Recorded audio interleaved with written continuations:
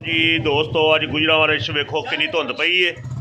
वेखो सवेरे सवेरे जाज भाई आके बैठे हुए हैं। ये गोश्त लगा के तो देखते हैं भाई रज़ाक साहब। हो सर्दी का मज़ा आ रहा है।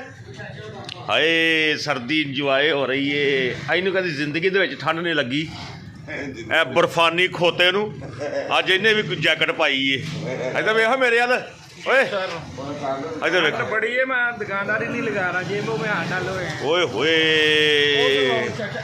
ये देखें जी पाकबाल सवेरे सवेरे पाकबाल दी जनाब है बर्फी ते गजरेला कमाल दा ते नाल खोया। आ गए ने अपने हाफिज साहब। वालेकुम सलाम। हाफिज साहब एक लफज कह के ना ते मार छड़दे ने। आ वेखो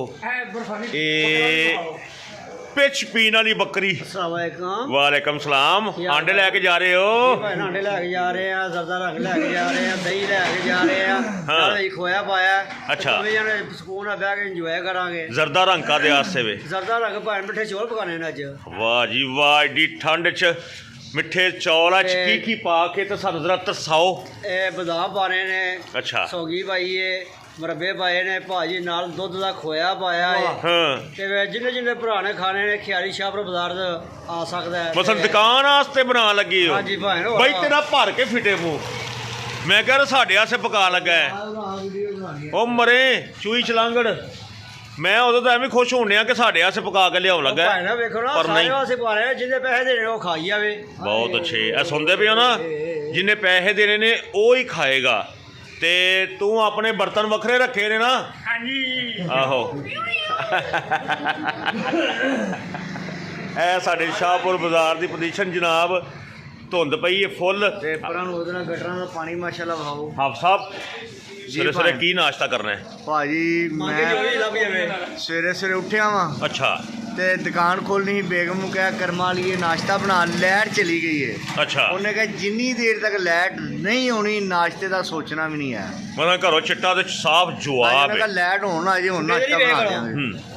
उन्होंने कहा लाइट घंटे बाद आवे, घंटे बाद नाश्ता बना देंगे। उन्होंने कहा लाइट ना आवेगी तो नाश्ता नहीं। भाई गैस ना हुंदा ते चलो मान लेंदे ते हुण लाइट दी वजह तो नहीं ना नाश्ता। भाई उन्हें रहना लाइट आ गई आ?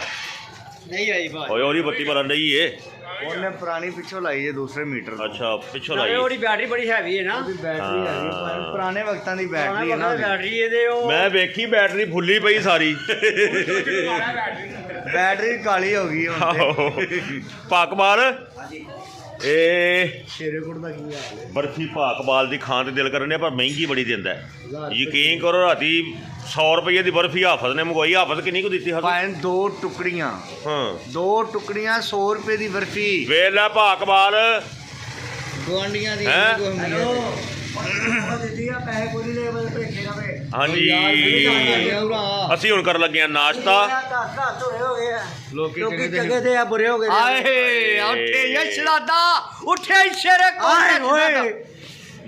तेरी चाची दी रेड़े लगन दी सालमा ना छेड़ा कर।